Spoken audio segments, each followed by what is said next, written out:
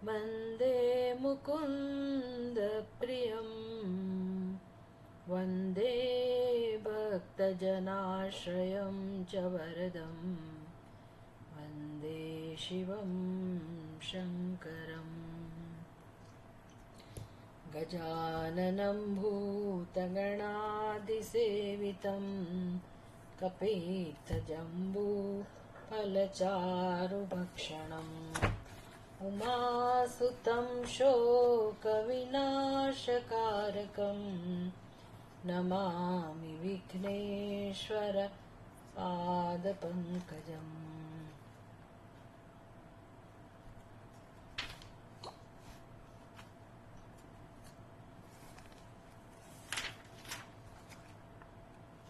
त्रयी साङ्ख्यं योगः पशुपतिमतं वैष्णवमतं प्रभिन्ने प्रस्थाने परमिदमदः पथ्यमिति च रुचीनां वैचित्र्यादृजुकुटिलनानापथजुषाम् नृणामेको गम्यस्त्वमसि पयसामर्णव इव। તો મહિમના શ્રી મહિમના સ્તોત્રના રચયિતા ગંધર્વરાજ પુષ્પદંત જરા વિલક્ષણ રીતે ભગવાનની સ્તુતિ કરે છે. કેટલીક વાસ્તવિકતા, આધ્યાત્મિક ક્ષેત્રમાં રહેલી કેટલીક વાસ્તવિકતા આપણી સમક્ષ રજૂ કરે છે અને એ જાણવી બહુ જ જરૂરી છે.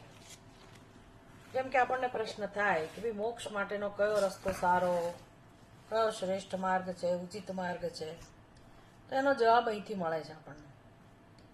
એટલે બહુ સુંદર વિદ્વત્તા ભરેલો પુષ્પદંતનો આ પ્રયાસ છે.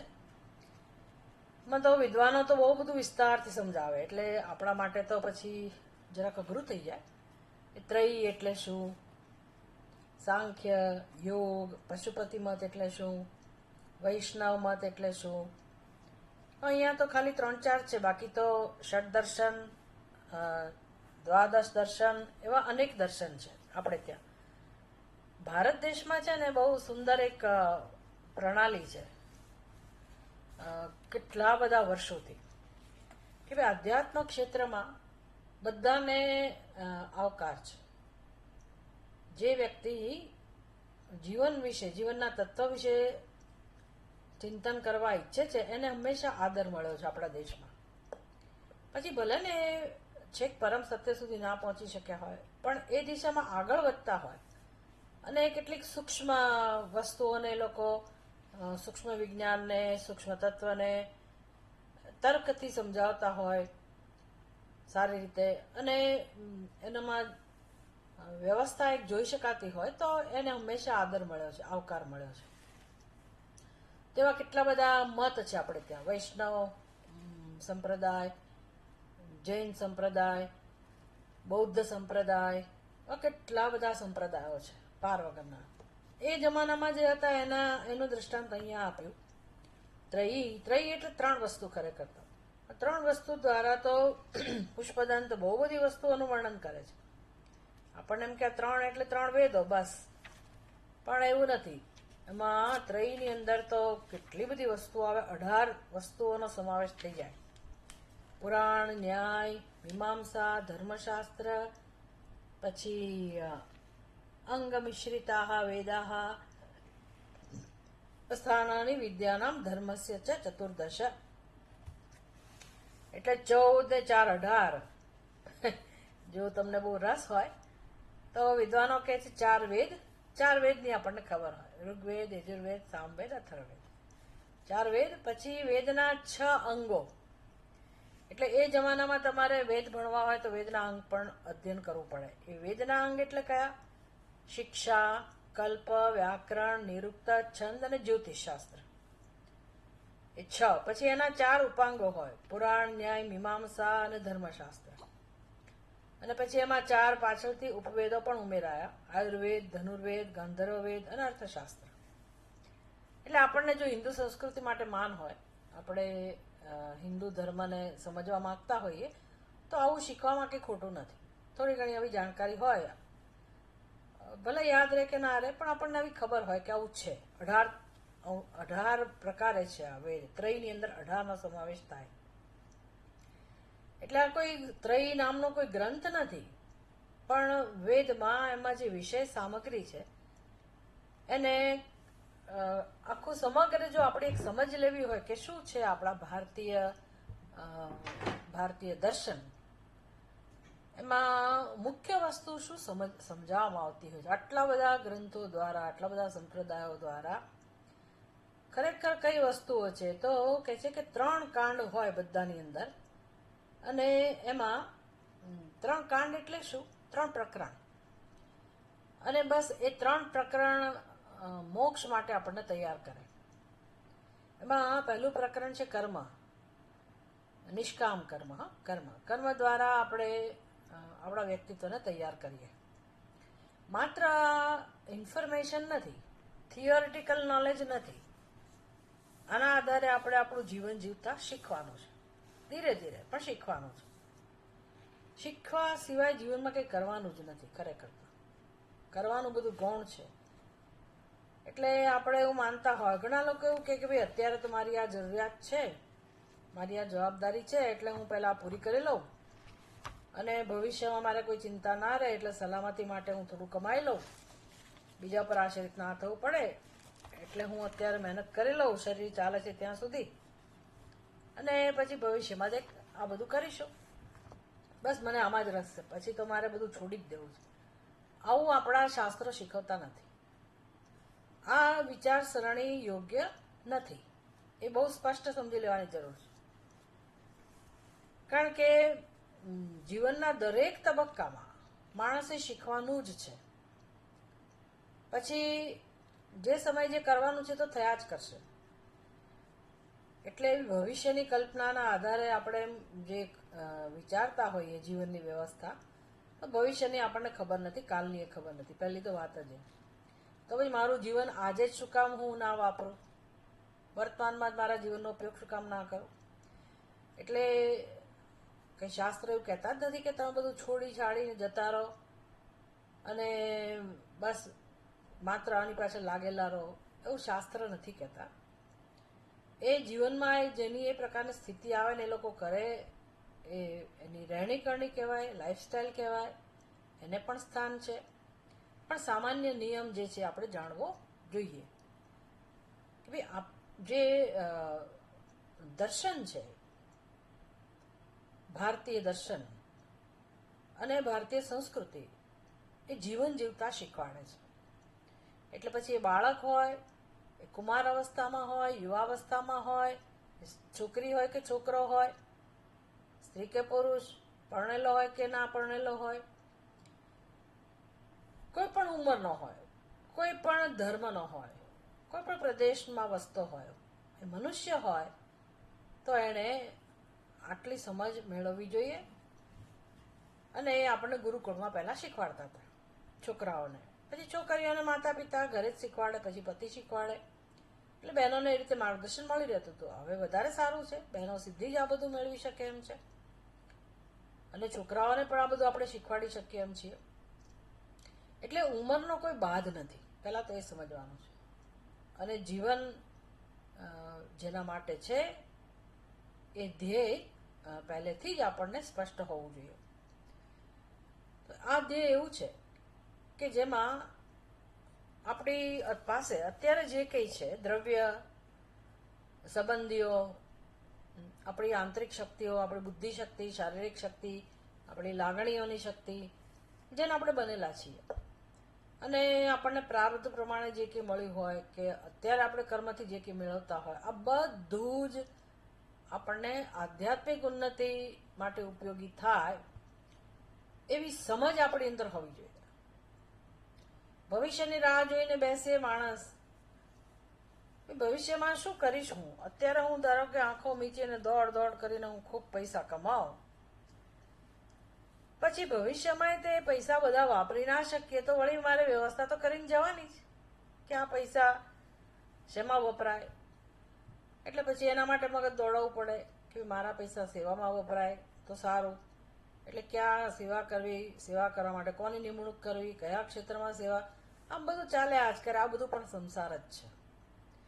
એટલે પહેલેથી જ આપણે આપણા જીવનમાં જેટલું જરૂરી હોય એટલો પુરુષાર્થ કરીએ અને અવશ્ય ચોક્કસપણે સાવધાનીપૂર્વક આપણા સમયનો ઉપયોગ આપણે ચિંતન માટે તો કરીએ જ કરીએ, કશું પેન્ડિંગ ના રાખીએ. એટલે વર્તમાનમાં જ આધ્યાત્મિક ઉન્નતિ શરૂ કરી દેવી જોઈએ. અને ક્યાં આપણને શાસ્ત્ર એવું કહે છે તમે કર્મ કરવાનું છોડી દો, નથી કહેતા. એટલે કર્મને પહેલું સ્થાન છે. પણ એ કર્મ કેમ કરવા, કઈ રીતે કરવા કે જેથી ભવિષ્યમાં આપણે એવી સ્થિતિ ના ઊભી થાય કે પહેલા કાદવમાં જઈએ, પહેલા આપણે ચોખ્ખા હોઈએ, પછી કાદવમાં જઈએ, ગંદા થઈએ, વળી પાછા વળી પગ ધોવા માટે જવું પડે. આવું ના થાય. એટલે કર્મ જેવી રીતે કરીએ કે જેથી આપણે બંધાઈએ જ નહીં, એ બોધ આપે આપણને. એટલે કર્મ કરવાની કળા એ આપણે શીખવી પડે. એના અધ્યાત્મ આ પહેલું પ્રકરણ છે આપણા ભારતીય દર્શનનું. પછી બીજું પ્રકરણ છે કર્મથી માણસ વર્ષો સુધી કર્મ કરે તો એ કર્મ કરવાની રીત એવી છે. કર્મ એટલે માત્ર આપણી નોકરી ધંધો એવું નહીં. કર્મ એટલે દરેક વ્યક્તિનું કર્તવ્ય હોય. માણસ જ્યાં રહેતો હોય ત્યાં, એ માતા પિતા હોય તો એનું કર્તવ્ય, એ ભાઈ બહેન હોય તો એ તરીકેનું કર્તવ્ય, જેનું જે રોલ છે જેનો, ઓફિસમાં તો ઓફિસમાં, ઘરમાં તો ઘરમાં, અને બધા સંબંધોમાં દરેકનું કર્તવ્ય હોય. અને જીવન જીવવા માટે જે આપણે વ્યવસાયનો આશ્રય લેતા હોઈએ, સગા સંબંધીઓ સાથે, સમાજ સાથે જે કે વ્યવહાર કરતા હોઈએ, જગત સાથે વ્યવહાર કરતા હોય, એ કર્મ થયું. જેને ગીતામાં ભગવાન 5 યજ્ઞમાં વિભાજિત કરે છે. એટલે એ બધું શીખીને આપણે કર્મ એવું કરીએ કે આપણા કર્મ યજ્ઞ બની જાય. તો એમ કરતા કરતા ઈશ્વરની સાથે આપણે જીવતા થઈ જઈએ, ઈશ્વરના દર્શન કરતા થઈ જઈએ, ઈશ્વરને માણતા થઈ જઈએ આપણે. ખરેખર તો એવું છે. એટલે ઈશ્વર કહે હું ઈશ્વરના દર્શન કરું, અને ઈશ્વર દર્શનનો વિષય હોય એવી સંભાવના છે જ નહીં ક્યારેય.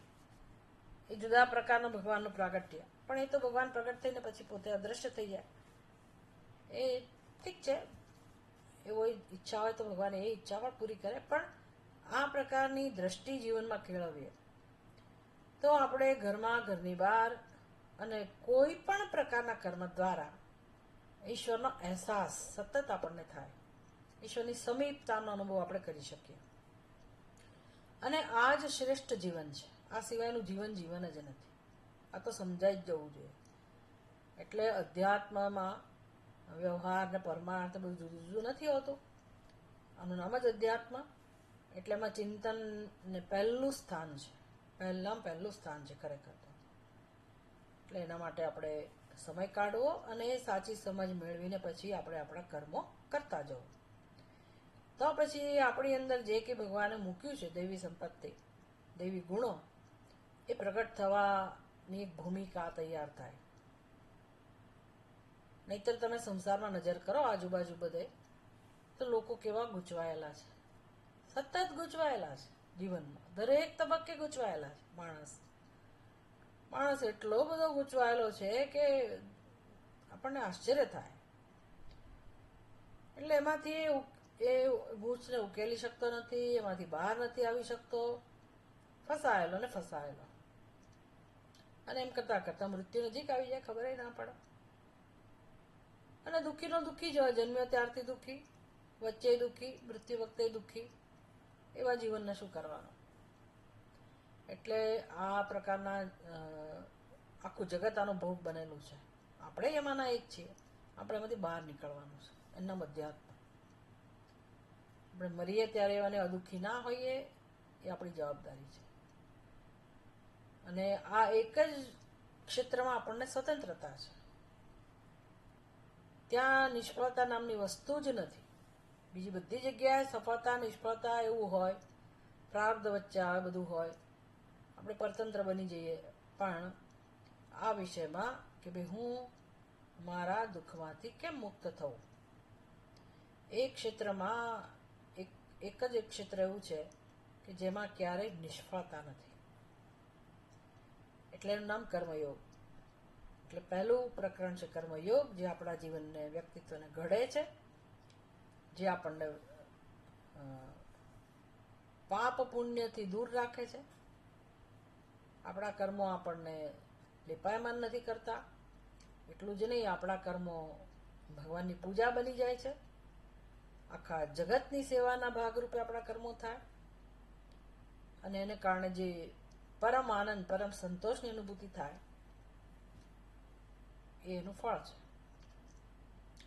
પછી ચિત્ત શુદ્ધ થાય આનાથી, જે કોઈ રીતે શુદ્ધ નથી થતું, અને અનાદિકાળથી અનેક જન્મોના પરિણામે આપણા ચિત્તમાં અશુદ્ધિ છે, જેને રાગ દ્વેષ કહેવાય, જેને આસક્તિ કહેવાય. એ દરેક વ્યક્તિ પોતાના સ્વભાવને જાણે જ છે. એટલે બીજાનું આપણે નક્કી ના કરી શકીએ, આપણે આપણું નક્કી કરી શકીએ કે મારી અંદર આટલી આટલી મુશ્કેલી છે, અને એનું કારણ હું નથી, મારી ખોટી સમજ છે, અને અનેક જન્મોથી આવું આપણે જીવન જીવતા આવ્યા છીએ, અને કર્મ દ્વારા એને જ આપણે પોષીએ છીએ, એટલે એ વસ્તુ જમા થાય છે. એટલે આધ્યાત્મિક પ્રવૃત્તિ કે આધ્યાત્મિક ઉન્નતિ એટલે આ બધા દોષમાંથી આપણી જાતને બહાર લાવવી. અઘરામાં અઘરી વસ્તુ છે, અઘરામાં અઘરી. કારણ કે ખૂબ બધું આપણે શીખવું પડે, સહન કરવું પડે, જતું કરવું પડે, પણ અંદરથી જે બળ મળે, આત્મબળ,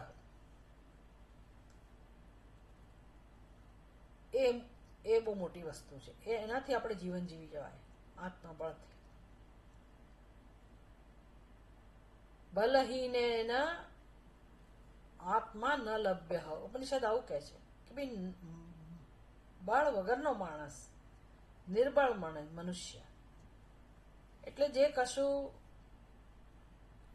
જવા દેવા તૈયાર જ નથી, સહન કરવા તૈયાર જ નથી, ચિંતિત છે, અસલામતીનો અનુભવ કરે છે, અને રાગદ્વેષમાં રહીને પોતાનું જીવન જીવે છે, એવો નિર્બળ મનુષ્ય ક્યારેય મોક્ષ પ્રાપ્ત કરી શકે નહીં.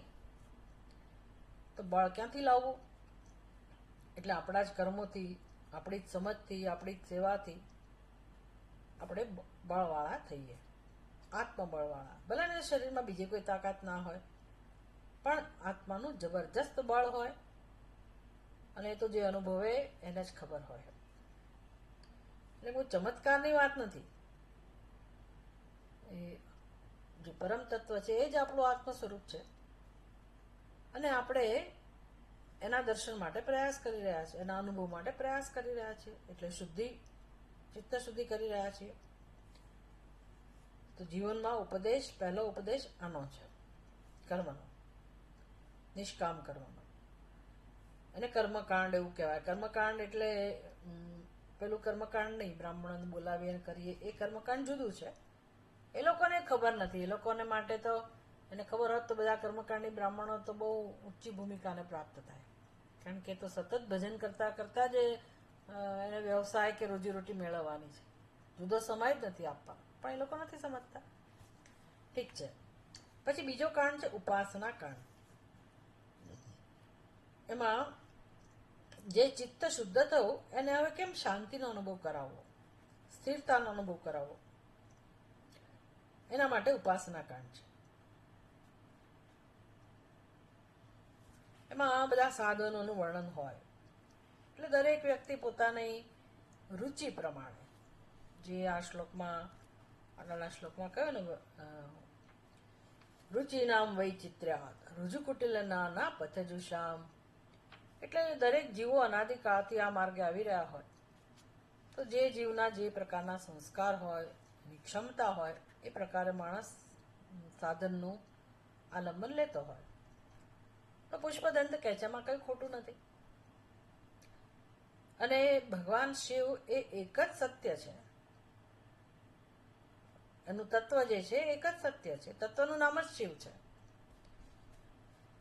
અને માટે દરેક જીવનું સત્ય હોવાથી દરેક જીવની ગતિ એટલે કે એનો અંત, એનું ધ્યેય આ પરમાત્મા છે.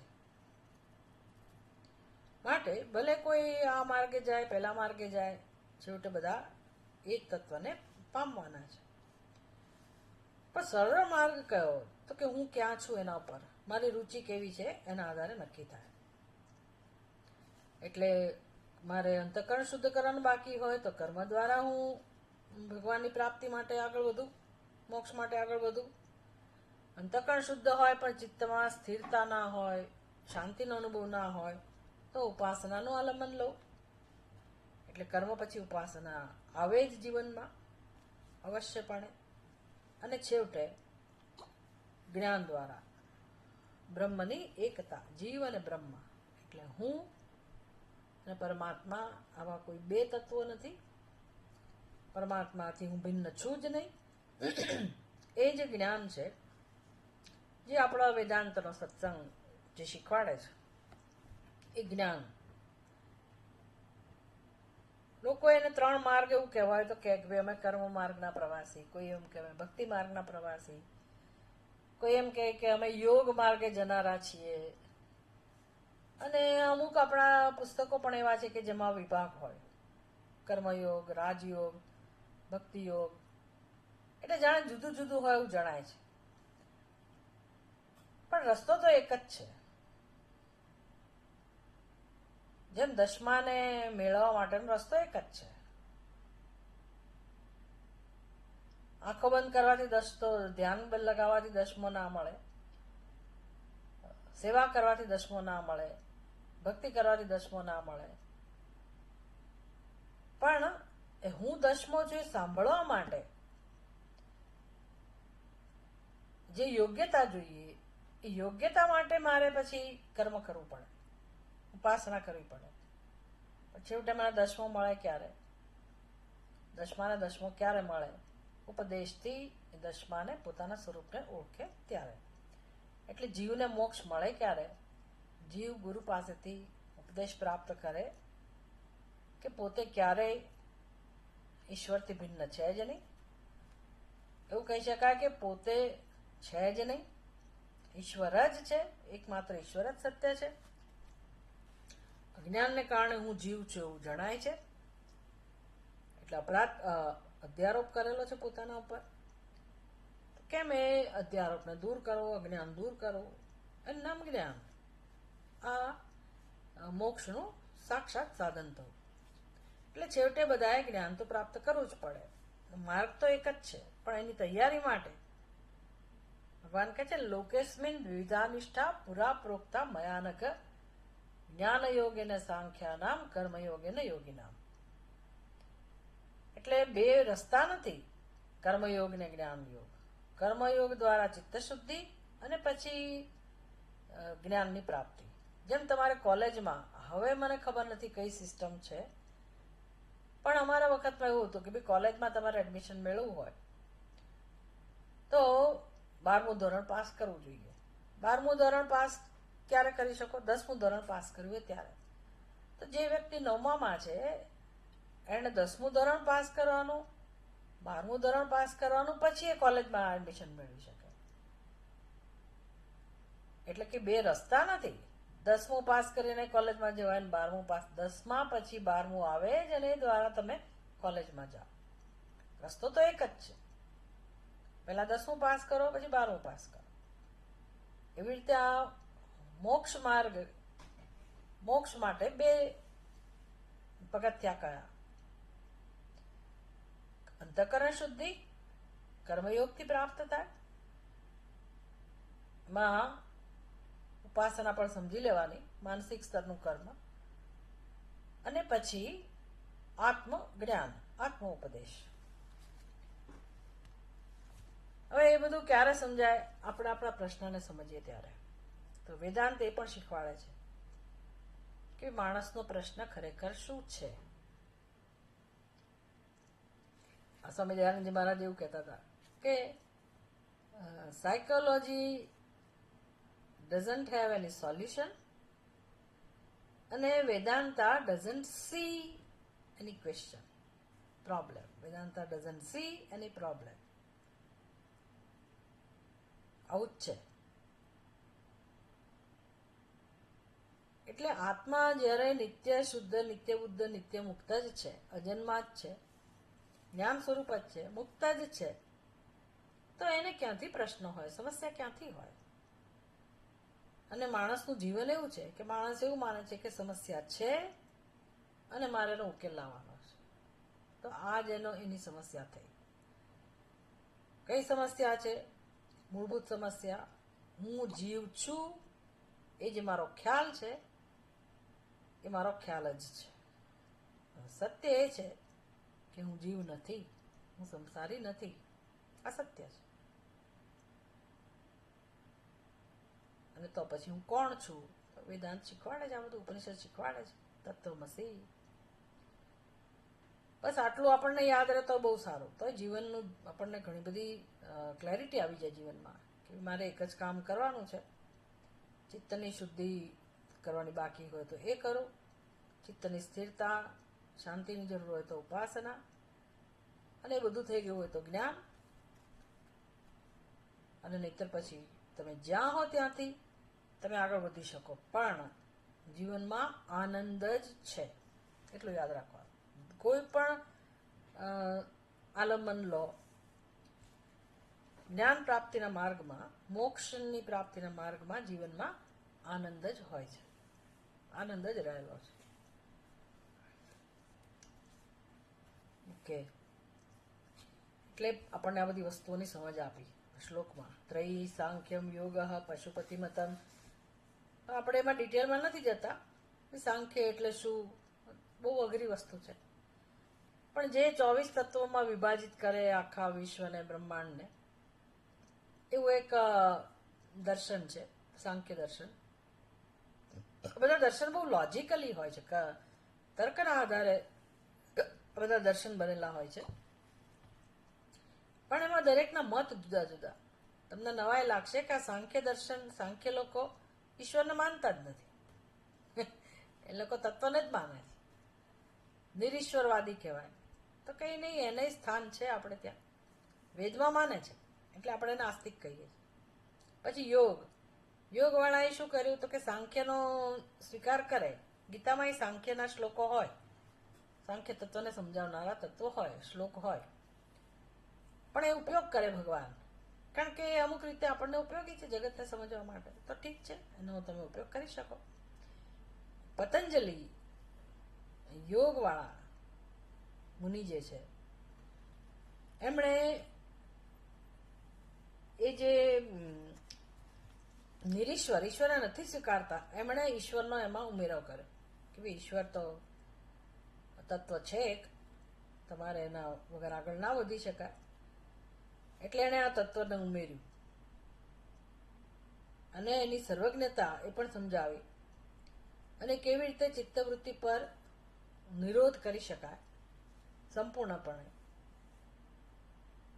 એટલા માટેના અષ્ટાંગ યોગ, 8 અંગ જેમાં છે, યમ, નિયમ, આપણે ભણી ગયા છીએ. કોઈને યાદ છે કયા ગ્રંથમાં ભણ્યા છીએ?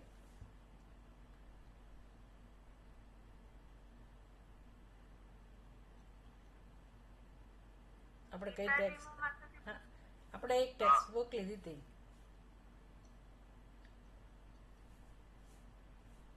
એક વિષય પસંદ.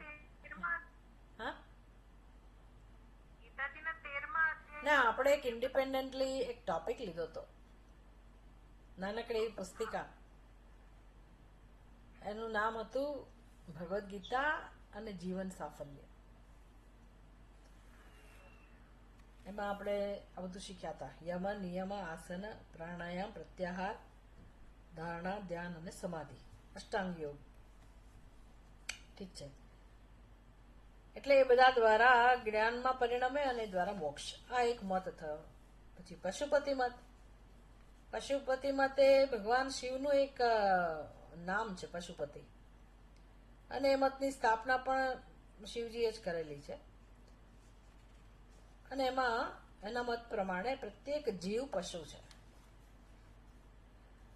આપણને કોઈ પશુ કે તો ના ગમે, પ્રાણી કહેવાય. મનુષ્ય પ્રાણી છે એવું સાંભળ્યું છે, પણ મનુષ્ય પણ પશુ? તો કે હા, દરેક જીવ પશુ છે. પશુ કઈ રીતે? તો કે જેના ગળામાં પાશ હોય એને પશુ કહેવાય. પાશ એટલે બંધન. તો દરેક જીવ અજ્ઞાનથી બંધાયેલો છે એટલે એને પશુ કહ્યો. પણ એનું સત્ય તો સાક્ષાત બ્રહ્મ શિવજી જ છે. એટલે અજ્ઞાન જીવના સુખ દુઃખ વગેરે બંધનરૂપ પાશને છેદીને એને મુક્ત કરીએ, મુક્ત થાય પોતે. એના પતિ કોણ છે? તો કે શિવ. જીવના પતિ શિવ છે, એના માલિક છે, અધિષ્ઠાતા છે. એટલે એને જાણીને એનું ધ્યાન કરીને અંતે આ પશુ મુક્ત થાય છે. એ આ મતનું પ્રયોજન છે. શૈવ તંત્ર એને કહે છે. પશુપતિમાં તમને શૈવ તંત્ર. પછી વૈષ્ણવ, એ પણ એક આખું સંપ્રદાય છે. આપણે તો ખાલી વૈષ્ણવ લોકો એવું કહીએ, બાકી કંઠી પહેરેલા લોકો વૈષ્ણવ, પણ એનું પણ એક શાસ્ત્ર છે, એનો પણ એક સંપ્રદાય છે. વાસુદેવ ને સંકર્ષણ ને પ્રદ્યુમ્ન ને અનિરુદ્ધ ને આ બધું એના 4 વિભાગ પાડેલા છે. બધું ડિટેલમાં છે, આપણે બધામાં નથી જતા. પણ પુષ્પદંતે આ મુખ્ય દર્શનનો ઉલ્લેખ કર્યો એટલે આપણે જરાક જોઈ લીધું. પણ એ દ્વારા કહેવા શું માગે છે પુષ્પદંત? તો કહે છે કે હે ભગવાન, આમાંથી કોઈ પણ મતનું આલંબન લેનારા છેવટે તો ક્યાં જવા ઈચ્છે છે? આપની પાસે જ આવવા ઈચ્છે છે. નૃણામ એકઃ ગમ્યઃ ત્વમસી. એટલે પૂર્વમાં મેં જે સાધના કરી હોય એ સંસ્કાર લઈને હું જન્મું જ્યાં પણ, તે સંસ્કાર મને પ્રેરણા આપે, એમાં મારી રુચિ હોય. એ પ્રકારે દરેક જીવ આગળ વધતો હોય, જો એ આ માર્ગે વળ્યો હોય તો. નહીતર સંસારના સંસ્કાર તો બધામાં છે, પણ આવા અધ્યાત્મના સંસ્કાર. રુચિ નામ વૈચિત્ર્યાત. એટલે એની રુચિ એવી હોય, કોઈ એમ કે ભાઈ મને આ માર્ગ સરળ લાગે છે, કોઈ કે ભાઈ મને પેલો કઠિન લાગે છે. એવી રીતે દરેક વ્યક્તિ પોતપોતાની રુચિ પ્રમાણે આગળ વધતી હોય. પણ છેવટે બધાનું ગંતવ્ય તો હે ભગવાન શિવજી આપ જ છો. દ્રષ્ટાંત આપ્યું કોની જેમ? પયસામ અર્ણવ ઇવ. અર્ણવ એટલે સમુદ્ર, પયસ એટલે જળ. તો જળનું ગંતવ્ય કોણ છે? સમુદ્ર. અને આપણે જાણીએ છીએ કે સમુદ્રમાંથી જ જળ, નદીઓ વગેરે બધી છેવટે તો અસ્તિત્વ ધારણ કરતી હોય અને સમુદ્રમાં મળી જતી હોય. એટલે ગીતામાં ભગવાન કહે છે, મમ વર્તમાન વર્તન્તે મનુષ્યા પાર્થ સર્વશઃ. હે પાર્થ, બધા મનુષ્યો છેવટે મારી પાસે જ આવવા ઈચ્છે છે. એ જે કંઈ કરે છે એ સુખ માટે જ કરે છે. અને ભગવાન કહે છે સુખ મારું સ્વરૂપ છે. એને અજ્ઞાન ને કારણે એવું માને છે કે અહીંથી સુખ મળશે, એટલે એ દિશામાં પ્રયત્ન કરે છે. હા, પણ એને સુખ મળતું નથી, જુદી વાત છે. સુખ મળતું નથી. આ તો આધ્યાત્મિક ઉન્નતિ કરી રહેલા સાધકોની વાત છે કે ભાઈ જ્યારે એને વિવેક જન્મે અને પછી એ ધીરે ધીરે આ રસ્તે આગળ વધે તો પરમાત્મા એને પ્રેરણા આપતા હોય છે, માર્ગદર્શન આપતા હોય છે, એની વ્યવસ્થા સંભાળતા હોય છે. ગીતામાં તો પછી બહુ બધું ડિટેલમાં પણ છે. પણ ક્યાંથી શરૂઆત કરી? ભગવાન કહે છે સર્વ ધર્માન પરિત્યજ્ય મામ એકમ શરણમ વ્રજ. બધું છોડ. કયો સંપ્રદાય સારો ને કયો ખરાબ ને ફલાણું ઢીકણું, બધું જ વસ્તુઓ છોડીને મામ એકમ શરણમ વ્રજ, મારા એકના શરણમાં આવ. એટલે પછી આપણે ત્યાં જોવું પડે 18મા અધ્યાયમાં 66મા શ્લોકમાં કે ભગવાનનું શરણ એટલે શું, કેવી રીતે લેવું. ભગવાનનું શરણ એટલે શું? અને એક જ શરણ લેવાનું કહે છે, તો બધા એક શરણ કેવી રીતે લઈ શકે? તો કે બધા પાસે એ ઉપાય હોય, એટલે કે બધા જ ભગવાનને પ્રાપ્ત કરી શકે એવી વ્યવસ્થા હોવી જોઈએ. ભગવાન કહે છે ભાઈ, હું જેના આત્મરૂપે બેઠેલો છું, એટલે બધું છોડીને તું તારા આત્મ સ્વરૂપને જાણ. હું જ તારા આત્મરૂપે રહેલો છું. આ પ્રકારે ગીતામાં ઉપદેશ આપ્યો. એટલે ભગવાન શંકરની આ સ્તુતિ થઈ.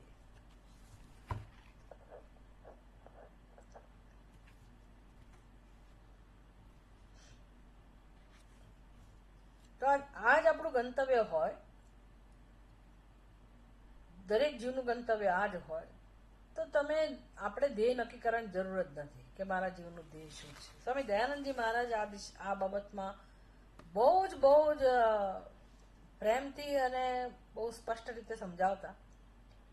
અને પ્રશ્ન પૂછે, કોઈ પણ ઓડિયન્સમાં જાય ને તો પ્રશ્ન પૂછે, what can be the goal of life? એક જ પ્રશ્ન હોય કે તમે નક્કી કરીને કહો કે જીવનનું ધ્યેય શું હોવું જોઈએ. એટલે લોકો બહુ અઘરા અને મોટા જવાબ આપે તો સ્વામીજી કે ભાઈ દરેકને સમજ હોવી જોઈએ, દરેક જવાબ આપી શકે એવો જવાબ છે આ, કે જીવનનું ધ્યેય શું હોય તો કે જીવવું. કોઈ મરવા માટે તો જન્મતું જ નથી, જીવવા માટે જ જન્મે છે. જીવવું પણ કેવી રીતે જીવવું? બધા જીવી રહ્યા છે તો કે દરેક સુખને શોધે છે, સુખેથી જીવવા ઈચ્છે છે. જીવવું, સુખેથી જીવવું અને મનેની ખબર હોય. હવે તમારે હોસ્પિટલમાં જવાની જરૂર નથી.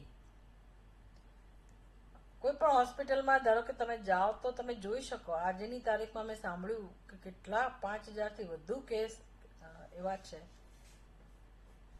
હીટ સ્ટ્રોકને કારણે હોસ્પિટલાઇઝ થયેલા છે. એટલે પછી ભાન ગુમાવી બેઠેલા હોય, કશું જ ભાન ના હોય, આંખો ખોલે ઓળખી ના શકે, બોલી ના શકે, કંઈ જ નહીં. તો એવું જીવન જીવીને શું કરવાનું?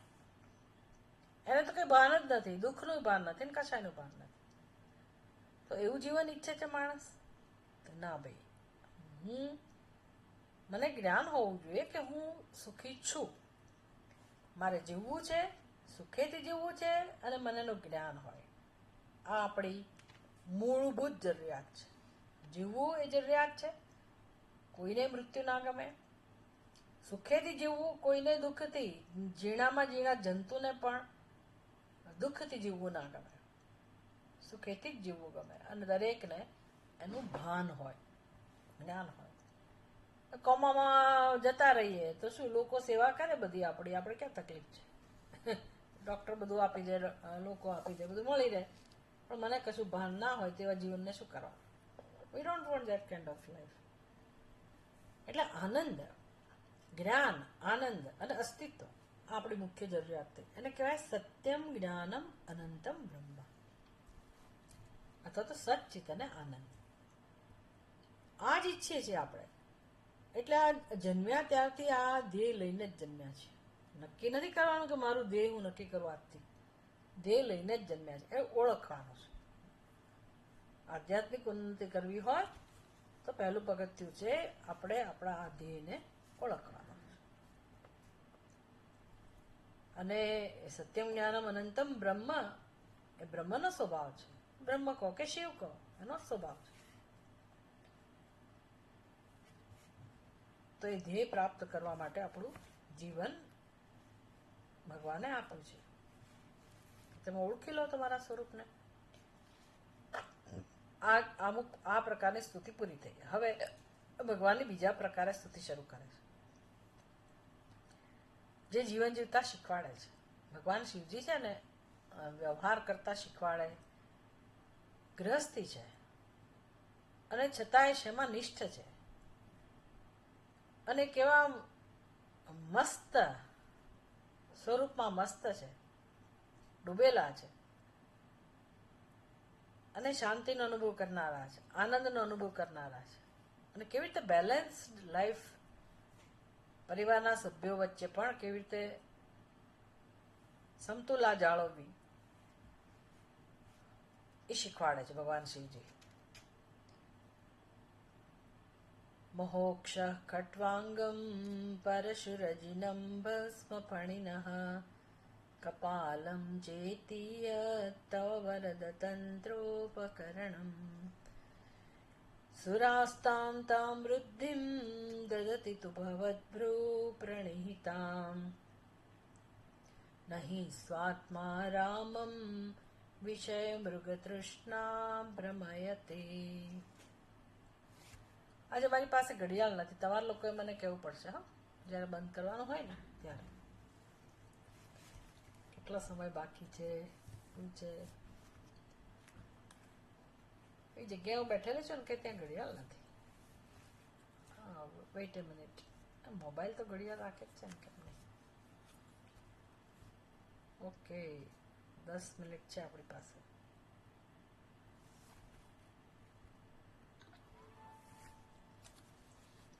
શું કહે છે આ શ્લોકની અંદર કે ભગવાન એ મહાદેવ, તમારી પાસે આટલી વસ્તુઓ અમે જોઈએ છીએ, 7 વસ્તુઓ જોઈએ છે. કઈ કઈ 7 વસ્તુઓ? મોક્ષ, મોક્ષ એટલે ઘરડો બળદ, ખટ્વાંગ એટલે ખાટલાનો પાયો, પછી પરશુ ફરસી, મૃગમ અજીનમ, અજીનમ એટલે ચામડું, મૃગચર્મ પશુનું ચામડું, ભસ્મ શ્મશાનમાં રહેતા એટલે ભસ્મ તો હોય જ એમની પાસે, સર્પો અને ખોપરી. ફણીનઃ, ફણીનઃ એટલે ફણી, જેની પાસે જે ફણી ધરાવનાર, ફણીધર આપણે કહીએ ને નાગ. કપાલમ એટલે ખોપરી. ચ ઇતિય તવ વરદ તંત્રોપકરણમ, હે વરદ વરદાન આપનારા, હે મહાદેવ, આટલી વસ્તુઓ, આટલી સામગ્રી તમારી પાસે સાધનના રૂપમાં છે. શેના સાધનના રૂપમાં? તો કે આખા બ્રહ્માંડનું સંચાલન તમે કરી રહ્યા છો. એક તંત્ર ઉપકરણમ, તંત્ર વ્યવસ્થા, તંત્ર ચલાવવા માટે તમારી પાસે આટલી સામગ્રી છે. એટલે આ કઈ સંપત્તિ કહેવાય ભગવાનની? દરિદ્રમાં દરિદ્ર માણસ આજકાલ તો એની પાસે કશુંક હોય, એનાથી એ દરિદ્રતાની પરાકાષ્ઠા ભગવાન શિવજીની અંદર અભિવ્યક્ત થાય છે. કશું જ નથી ભગવાન પાસે. ઘોડો બળદ, ખાટલાનો પાયો, આ બધી વસ્તુઓ શું કહેવાય? આ તો ઉપરથી હસવું આવે. એટલે પાર્વતી દેવીના માતાને બહુ જ ગુસ્સો આવ્યો કે આવો જમાય, આવાની સાથે મારે મારી દીકરીના લગ્ન કરવાના. એમને દુઃખ પણ બહુ થયું, નફરત પણ બહુ થઈ પહેલા તો. બસ ભગવાન આવા જ છે, ગમે કે ના ગમે, મહાદેવજી આવા જ છે. કોઈ એમ માની લે કે આ તો સાવ દરિદ્ર છે, એમાં શું હોય? તો કે ના, સુરાસ્તામ તામૃદ્ધિમ દધતી તો ભવત ભ્રુ પ્રણિહિતા. તમારા પરિવારના તંત્રની નિર્વાહની, ભગવાનનો પરિવાર એટલે આખું બ્રહ્માંડ, એના નિર્વાહ માટે આટલી સંપત્તિ છતાં પણ હકીકત એવી છે કે દેવો સુરાહા તામ વૃદ્ધિમ દધતી, દેવતાઓને જ્યારે જરૂર પડે, તમારી પાસે આવે, એ દેવતાઓ હોય, મનુષ્ય હોય કે દાનવ હોય, કોઈ પણ હોય, એને સમૃદ્ધિ કોની પાસેથી પ્રાપ્ત થાય છે? તો કે શિવજી પાસેથી. એ લોકો શિવજી પાસેથી જ મેળવે છે. અને એ પણ કેવી રીતે? ભગવાન એને આપવા જેવું નથી પડતું. પુષ્પદંત કહે છે ભવદ્ભ્રુ પ્રણિહિતામ. ભવદ્ભ્રુ પ્રણિહિતામ એટલે શું? કૃપા કટાક્ષ. ખાલી આમ જોવે કે ભાઈ આમ આ દેવતાને મારી જરૂર છે, મદદની જરૂર છે. કોઈ માણસ મનથી પણ શિવજીને યાદ કરે તો તરત એના પર કૃપા થાય. આ બધું તો ભક્તિ કરનારા લોકોને બહુ જ અનુભવ હોય. એટલે ભગવાન શિવજી બસ કૃપા કટાક્ષથી જ અઢળક સમૃદ્ધિ આપનારા છે. ક્યાંથી આવતી હશે સમૃદ્ધિ? એની પાસે તો કંઈ નથી. જે હોય તે, પણ માલિક તો એ જ છે, ઈશ્વર તો એ જ છે, સ્વામી તો એ જ છે સમૃદ્ધિના. તો પછી આવા કંગાળ હાલતમાં કેમ જીવે છે? આવું કેમ એમણે સ્વરૂપ ધારણ કરેલું છે? પુષ્પદંત કહે છે એની આંતરિક સ્થિતિ કેવી છે, મનની સ્થિતિ કેવી છે? નહીં સ્વાત્મારામમ વિષય મૃગ તૃષ્ણા ભ્રમયતી. બી એને આ બધી જાક જમાળ લલચાવતી નથી. શું કારણ છે એનું? આત્મારામમ, સ્વાત્મારામમ. સ્વાત્મા રામ છે ભગવાન શિવજી. સ્વાત્મા રામ એટલે શું? રામ એટલે રમણ કરવું. જે પોતાના આત્મ સ્વરૂપમાં જ રમણ કરી રહ્યા હોય એને કહેવાય સ્વાત્મા રામ. એટલે ભગવાન શિવજી હંમેશા પોતાના સ્વરૂપમાં નિષ્ઠ હોય છે, સંતુષ્ટ. હવે જે વ્યક્તિ આત્મામાં નિષ્ઠ હોય છે એને પરમ તૃપ્તિનો જ અનુભવ થાય, પરમ શાંતિનો જ અનુભવ થાય, અને જગતની બધી જ સમૃદ્ધિ કે દેવતાઓની પાસે રહેલો આનંદ પણ, પરમ ઐશ્વર્યનો આનંદ પણ ખરેખર તો જેને કહેવાય ને કે સમુદ્રના એક બિંદુના 1 કરોડમાં ભાગ જેટલો આનંદ છે. એટલે ખરેખર નથી જ, એમાં આનંદ છે જ નહીં. આનંદ આત્મામાં જ છે, આત્માનો જ આનંદ અભિવ્યક્ત થાય છે સર્વત્ર. વેદાંત સીધું આવું શીખવાડે છે કે આત્મા એક જ ચૈતન્ય સ્વરૂપ છે, એક જ પ્રેમ સ્વરૂપ હોય, એક જ આનંદ સ્વરૂપ હોય, અને બાકી બધું અનાત્મા, આખું વિશ્વ, તો બીજે ક્યાંય આનંદ હોય જ ના શકે. તો આવા આત્મ સ્વરૂપને જે ઓળખે છે, જાણે છે, એ એને માણે છે. આત્મનિયવ આત્મના તુષ્ટ. તો શિવજી આવા છે, પોતાના સ્વરૂપથી જ તુષ્ટ છે, અને માટે પરમ વૈરાગ્ય પ્રતીક છે.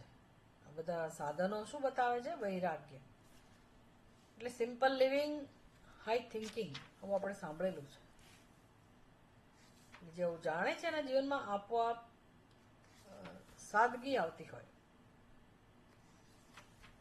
આની ચર્ચા આપણે આવતી વખતે વધારે ડિટેલમાં કરીશું. થોડીક તમને ખાલી એનો પરિચય કરાવો શ્લોકનો. હવે તમારે લોકોને માટે 2 મિનિટ આપીએ.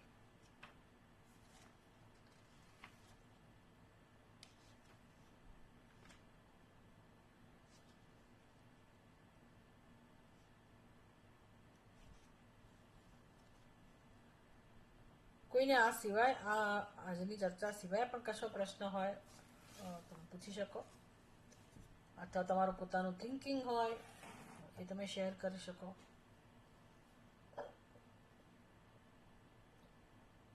માતાજી, એક પ્રશ્ન એ છે, આપણે જે શિવજી વિશે સાંભળ્યું કે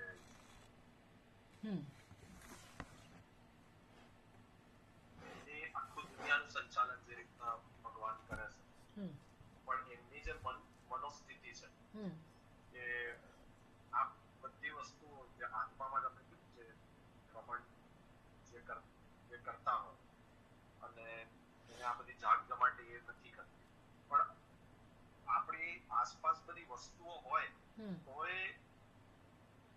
એવી મનોસ્થિતિ રાખવી. એટલે એ આપણે જોયું આ બધું, એટલે કર્મયોગજીને બધું એ રીતના આપણે અંતઃકરણને તૈયાર કરવું પડે. પણ એટલે પ્રશ્ન નહીં, પણ આમ ખાલી એ કે એ સુધી પહોંચવાનું માટે એ જે ધ્યેય છે એના માટે આ કર્મયોગથી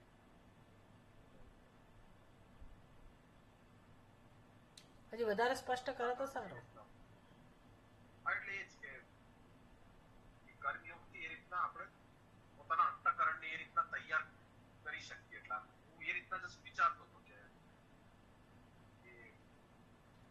કેવી રીતના, એટલે એવી મનોસ્થિતિ કેવી રીતના આપણે પહોંચી શકીએ. એ તો છે ને, દરેક વ્યક્તિ પોતે જ ઓળખી શકે. હવે આપણે આજુબાજુ બધું ઐશ્વર્ય હોય છવાયેલું, પ્રારબ્ધને કારણે બધું હોય, તો એનાથી એવું નક્કી ના થાય કે આપણે વૈરાગ્યવાળા નથી. એનાથી નક્કી ના થાય. આપણી આજુબાજુ વસ્તુઓ છે કે નથી, એનાથી વૈરાગ્ય નક્કી નથી થતો. આ તો ભગવાન શિવજી નું વ્યક્તિત્વ આવું છે કે એને બહુ પડી નથી, અને એ રસ્તો આ શીખવાડે છે. કારણ કે એવું છે ને કે જેના નસીબમાં હોય આ બધી વસ્તુઓ, એ વ્યક્તિ હવે નસીબમાં હોય એટલે શું, તમે મહેનત તો કરતા જ હો ને. રાત દિવસ આપણે મહેનત તો કરીએ જ છે, મહેનત કર્યા વગર તો મળતું નથી. ઘણા લોકો મહેનત નથી કરતા ને તોય મળે. અમારી જેવાને આશ્ચર્ય થાય કે ઢગલાબંધ બધી વસ્તુ આજુબાજુ હોય તો આપણને એમ થાય આપણે વૈરાગ્યવાળા તો ના કહેવાય ખરેખર તો. એટલે એ વ્યક્તિ પોતે સમજી શકે પોતાની સ્થિતિ, કે એને કેટલો ડિપેન્ડન્ટ છે બહારની વસ્તુઓ પર. એટલે બહારના દેખાવથી નક્કી ના થાય. ભગવાન શિવજીને એની જરૂર નથી, એટલે મસ્ત છે પોતાના પહેલામાં. તમારે જરૂર હોય, ગૃહસ્થી વાળા હોય અને તમારે જે કે મેં કહું એમ તમારા પ્રાર્થ પ્રમાણે હોય તો આજુબાજુ ભલે રહ્યું, પણ આપણી આસક્તિ કેટલી છે ને એ આપણને ખબર હોવી જોઈએ. એટલે પ્રસંગો ઉપરથી નક્કી થાય ઘણી વાર કે વસ્તુ વગર આપણે કેટલા બેચેન થઈ જતા હોઈએ, વસ્તુ વગર ચલાવી શકીએ છીએ કે નહીં, આપણે એવી બેફિકરાઈથી જીવન જીવી શકીએ છીએ. એટલે આપણું માલિકીનો ભાવ કેટલો છે એ બધું આપણી ટેસ્ટ માટે છે કે ભાઈ વૈરાગ્ય છે કે નથી. વસ્તુઓ હોય તો કે ફેંકી દેવાની જરૂર નથી કે મારી, પણ તમે આજે જૈન લોકો રિસર્ચ છોડી જ દે છે, તો એમાં કંઈ ખોટું નથી.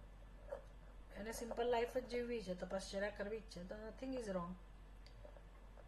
પણ છેવટે નક્કી હું બધું છોડી દઉં, મારી આજુબાજુ કંઈ જ ના હોય, પણ રાત દિવસ મનમાં બધી વસ્તુઓનું સેવન ચાલતું હોય, કલ્પનાઓ થતી હોય, તો એ વૈરાગ્ય તો નથી જ ને.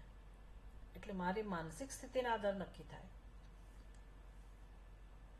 કે હું વસ્તુઓને કેટલું મહત્વ આપું છું. છેવટે તો વેદાંત જ જવાબ છે, મારી દ્રષ્ટિએ તો વેદાંત જ જવાબ છે કે આપણી મહત્વ બુદ્ધિ ક્યાં છે, કેટલું મહત્વ આપીએ છીએ, સમજ આપણી કેવી છે. જે વેદાંતમાં સતત આપણે સમજવાનો પ્રયાસ કરીએ છીએ કે જગતના બધા વિષયોમાં સગવડ મળી શકે, સુખ ના મળી શકે, તો સગવડ માટે ભલે હું એસી અત્યારે મારે ચાલુ રાખવું જ પડે, શું કરો. હવે એ સગવડ પણ ના થવું એ જરૂરિયાત બની ગઈ. એટલે જે વસ્તુ સગવડવાળી હોય એનો ઉપયોગ કરવામાં કંઈ જ વાંધો નથી. હા, એ પણ તમે ધર્મના માર્ગે એવી રીતે મેળવવો એ આપણી જવાબદારી છે, નૈતિકતાથી બધું મેળવીએ. પણ ધારો કે ના હોય તોય આપણે સહન કરી શકીએ એવી શક્તિ હોવી જોઈએ, ચલાવી લેવાની શક્તિ હોવી જોઈએ, એમાં દુઃખી ના થઈ જઈએ બધા વગર. એ વસ્તુ તો ખરી જ. અને એટલું તો ખરું જ ખરું કે ભલે એ બધા સગવડના સાધનો મારી આજુબાજુ હોય, પણ એમાં સુખ, એક ટકો પણ સુખ મળવાની સંભાવના નથી. એ ક્લેરિટી હોવી જોઈએ. ત્યાંથી સુખ મળતું જ નથી, મળી શકે જ નહીં. અને કેમ ના મળી શકે એની ખબર હોવી જોઈએ, એમનામ જ્ઞાન છે. પછી બસ એકવાર આત્માનું સ્વરૂપ સમજાયું પછી આ બધું વ્યવસ્થા આપણને તરત બહુ ક્લિયર થઈ જાય. પછી એવું કંઈ રહેતું જ નથી. પછી એ વ્યક્તિ અનાત્મા નામની વસ્તુ જ નથી એના માટે, અને ભોગતાય નથી રહ્યો, સુખનો ભોગતા પણ નથી. આત્મજ્ઞાનનું ફળ આવું બધું છે. એટલે એ આત્મામાં નિષ્ઠ છે, તો એને વૈરાગ્યની જરૂર પણ નથી. અંતિમ વૈરાગ્ય જ હોય ને એના માટે, જે જગતને મિથ્યા સમજે છે એનું વૈરાગ્યનું જ્ઞાનથી જ વૈરાગ્ય પ્રાપ્ત થાય. કોઈ પ્રવૃત્તિથી કે વર્તનથી કે વ્યવહારથી વૈરાગ્ય છે એવું નક્કી ના થાય, સમજથી જ વૈરાગ્ય નક્કી થાય. એટલે અંતિમ આ વેદાંત આપણને શીખવાડે છે વૈરાગ્ય એટલે શું. પછી આપણે સમજી શકીએ કે વસ્તુઓ હોય ના હોય આપણી આજુબાજુ. એટલે કૃષ્ણો ભોગી, એક શ્લોક છે, કૃષ્ણો ભોગી શુકસ ત્યાગી, શુકો યોગી, શુક યોગી કહો કે શુકસ ત્યાગી કહો, નૃપો જનક રાઘવો વસિષ્ઠાદય કર્મનિષ્ઠા, સર્વે તે જ્ઞાન તેષામ જ્ઞાન સમાનમ, તેષામ જ્ઞાનમ સમાનમ. એટલે બધા જ્ઞાનમાં નિષ્ઠ છે, પણ બહારની સ્થિતિ બધાની જુદી જુદી છે. કૃષ્ણ ભોગી, કૃષ્ણ ભગવાન એટલે શું? મોજ મજા કરનારા, પણ એ આત્મજ્ઞાનમાં નિષ્ઠ છે. શુકસ ત્યાગી, સુખદેવજી એટલે ત્યાગી, પરમ ત્યાગી, અને ભાગવતમાં તો એ કૃષ્ણ ભગવાન કરતા મહત્વના, એ જ્ઞાનમાં નિષ્ઠ છે. પછી નૃપો જનક રાઘવો, જનક રાજા અને દશરથ, અરે રામચંદ્રજી, એ બંને પણ રાજમહેલમાં રહેનારા છે, પણ બંને જ્ઞાનમાં નિષ્ઠ છે. અને વશિષ્ઠ મુનિ વગેરે કર્મયોગમાં નિષ્ઠ જે હોય એ બધા મુનિઓ એ પણ કર્મ કરવામાં નિષ્ઠ હોય, કર્મયોગમાં નહીં, કર્મ પ્રવૃત્તિમાં નિષ્ઠ હોય, પણ બધા જ્ઞાનમાં નિષ્ઠ છે ખરેખર. એટલે જ્ઞાનમાં નિષ્ઠ બધાનું જ્ઞાન તો સમાન જ છે, એમાં દર્શનમાં કોઈ ભેદ નથી. અહમ બ્રહ્માસ્મિ સચ્ચિદાનંદ આત્મા એ સમજમાં એ લોકો બધા એક સમાન છે. પછી બહારની રહેણીકરણી જુદી જુદી હોય. આપણને એમાં રસ છે કે આપણી સમજ સાચી બનવી જોઈએ.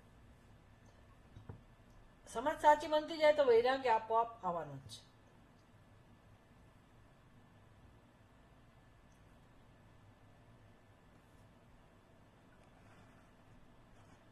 કઈ પ્રકાશ પડ્યો? પ્રકરણ અઘરું છે, આપણે ક્યારેક એની ચર્ચા કરીશું. વૈરાગ્યને તો વારે વારે આવશે જ ટોપિક.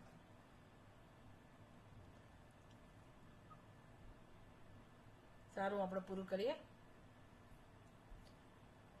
ઓમ પૂર્ણમદ પૂર્ણમિદમ પૂર્ણાત પૂર્ણમુદચ્યતે પૂર્ણસ્ય પૂર્ણમાદાય પૂર્ણમેવાવશિષ્યતે. ઓમ શાંતિ શાંતિ શાંતિ. હરિ ઓમ. શ્રી ગુરુભ્યો નમઃ. હરિ ઓમ. ચલો બધાને જય શ્રી રામ.